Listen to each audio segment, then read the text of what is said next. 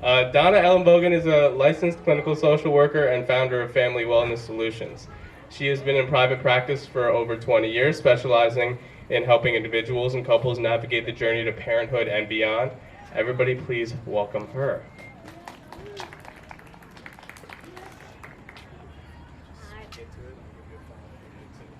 Give me a 5 and you're going to give me a 2. Oh, okay. I got it. All right.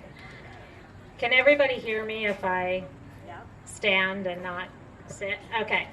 So good afternoon, everybody. Thank you for coming out to such an important event. I wanted to thank Shilpa and her team for providing such an important event to this community, and to Shiv's Third Eye for being such an important organization to get behind and support.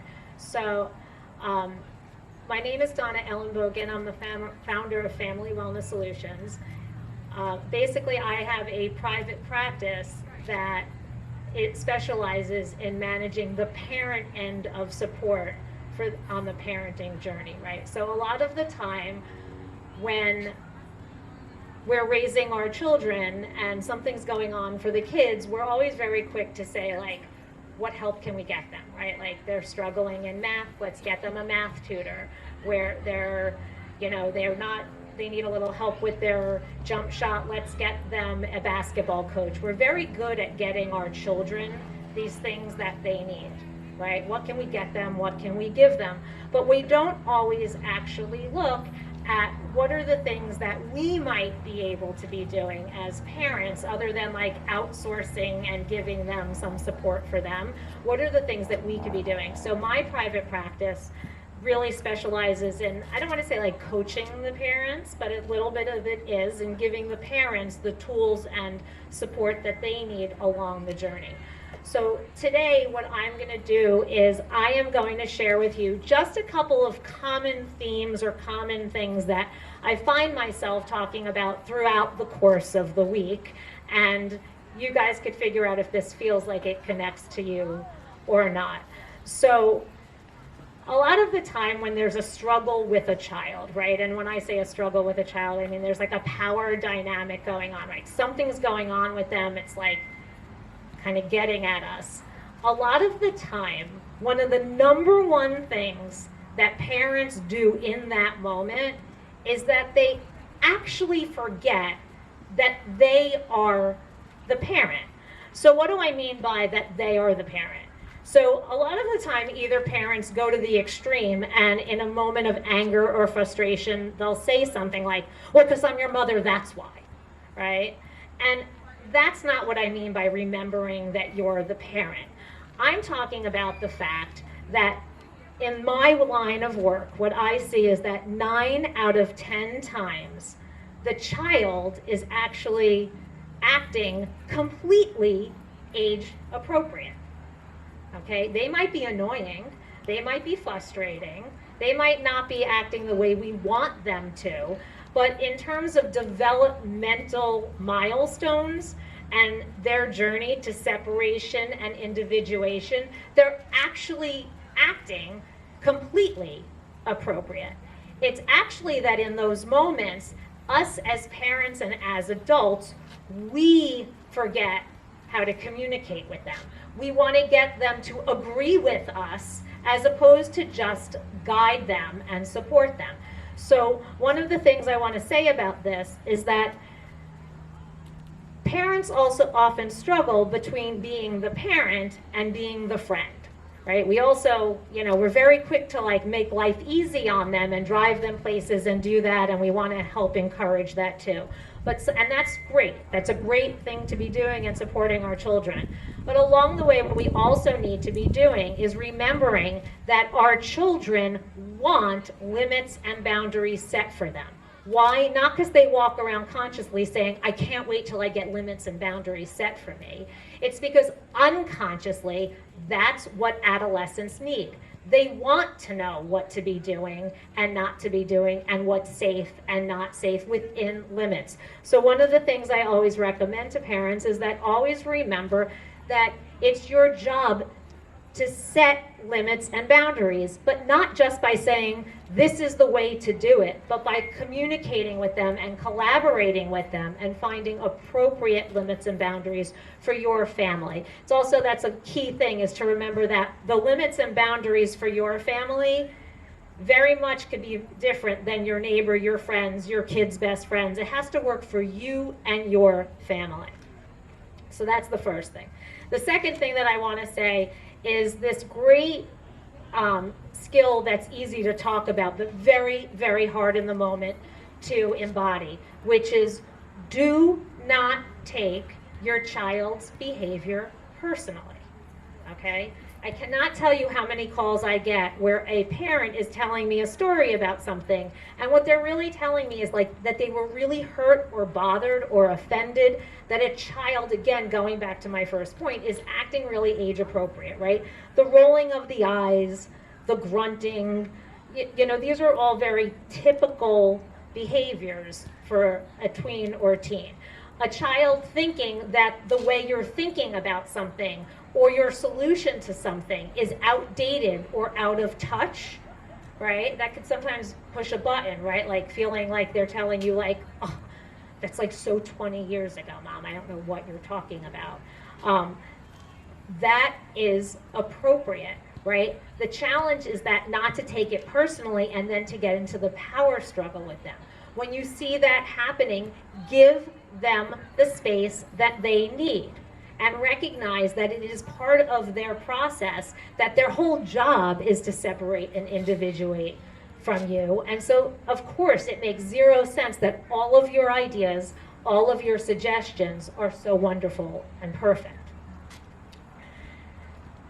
If you take anything away from what I'm about to say today, this is really the one thing I want to, well, there's two things, but this is a really important one. They do not have a fully developed frontal lobe. Repeat that in your head. Your children do not have fully developed frontal lobes. So what does that mean? The frontal lobe is the part of the brain, anybody know, any of people studying this out there? Right? My teens might know this, right? The frontal lobe is the part of the brain that controls logic and reasoning, okay? That part of the brain does not fully develop until a human being is around 21 to 23 years of age. And by the way, I'm being generous with that because I got a lot of people in their 40s and 50s that seem to show up in my office not without fully developed frontal lobes because the logic is just challenging, right? So why is this really important to understand? Because sometimes you can go toe to toe to toe with your child again and again and again. And you think you are making perfect sense and they are looking at you like you are out of this planet. And part of that, right, is because they don't have the part of their brain there that's connecting all of the dots. And that's really important to understand. Okay, so again, in some of these places, recognizing when it's important to drive your point home and when is it just important to say what I have to say and then back off because it's not going to be logic, right? And that might also be one of those times where you might have to say, you don't have to like what I'm saying, you actually don't have to agree with me. But here's where, like, respect and understanding come in, right? Because a lot of the time we get into these battles like, don't you understand what I'm saying? And the reality is that they're not going to understand because it makes zero sense, okay? Oh.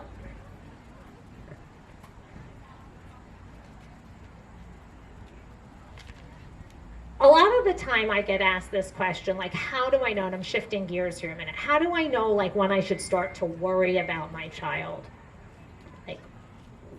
What's like, because I just said, like, age appropriate and also sometimes annoying or frustrating behavior. And a very quick tip that I give parents is watching to see if the see and the say match, okay? It's not just about checking in with your child about, hey, how was your day? It was good. Okay, well, they said good. It must be good, right? Because again, remember, going back to that fully developed frontal lobe and also paying attention to this age-appropriate and frustrating behavior has a lot to do with unregulated hormones and an inability for most tweens and teens to actually understand their emotional intelligence. That's something that doesn't peak until their late 20s, early 30s. And I say peak meaning, okay? So when I talk about the see and the say, it's very easy for children to tell you that they're doing fine, that everything is okay, or that everything sucks, it's bad, right? Like they're very black and white. There's not a lot of gray, right? So what you should be looking for as parents is like, if they say everything's fine, but you don't see them going out and socializing with friends or having any type of social interaction, right? Or if they tell you that everything is miserable, but yet they're asking you to, drive them to 7 social events on the weekend, be paying attention to the disconnect. Does that make sense to parents? Right? That it's not just what they're doing to worry about, and it's not just what they're saying that you should be looking at, but it's about the two of them connecting. Okay. Another suggestion, which is a little bit of a touchy one, but I think I would be remiss if I didn't bring it up today in talking about when I work with parents, is the idea of, I think it's really important as parents to every once in a while ask yourself the question, like, what is it that I might not even realize that I'm unconsciously bringing to the table in my parenting role, right? Like, what's the unresolved stuff that I never worked out, right? Not every parent out there, and actually most parents out there, have not been through their own therapy. And again, going back to this idea that we resource it out a lot of the time for our kids. It's like, oh, therapy is for you, but I'm not going to look at me. And that's a really kind of lost connection here, because I think parenting gets so much easier when you start to realize, oh, maybe it's my own stuff that I'm putting out onto them, right? Maybe if I realize that, maybe it doesn't feel comfortable to me what they're doing, but it feels totally comfortable and it's actually appropriate and safe for them, right? Sometimes it's asking, why does it bother me? Why is this so annoying to me? Why is it that I want them to possibly be something that they have no interest in being? And I know what I just said, that sentence. Why is it that I want them to be something that they may have no interest in being? And I know how big that sentence might feel. And also, I would tell you, I see that very often in my practice, in big ways and little ways, that the power struggles are coming in not because the kids are really doing anything all that different, other than trying to figure out who they are. It's the parent who wants them to do it different. Does that make sense to people? Right? So again, I know it's touchy, but sometimes I think it's really important to say, what is it that I haven't figured out yet that makes me annoyed about this moment? Okay?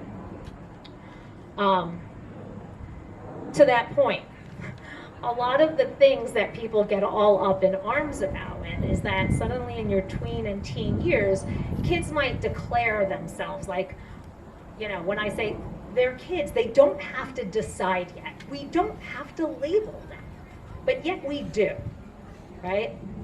And I get a lot of phone calls and I get a lot of, help me, my child just says they want to quit, a foreign language. Whether it's something like that or the call that I get that says, can you help me? My child is questioning their gender identity. Okay? And then there's a lot of anxiety sometimes around this. Not every parent is oh, okay, you be you, fantastic, great. Did you do your algebra homework? That's not every parent.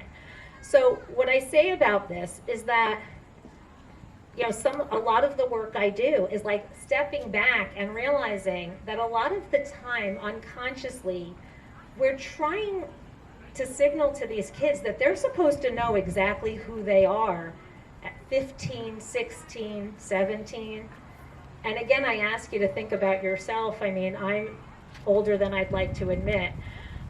But even as a 50-something-year-old woman, a lot of the time I say to myself, am I doing exactly what I want to be doing? Are there things I can be changing? What can I move or change in my life? I think it's important to realize that when grown adults suddenly, I was just talking to a woman out there before who said, oh, this is my second career. I went back and got my clinical social work degree at like 40, I think she said.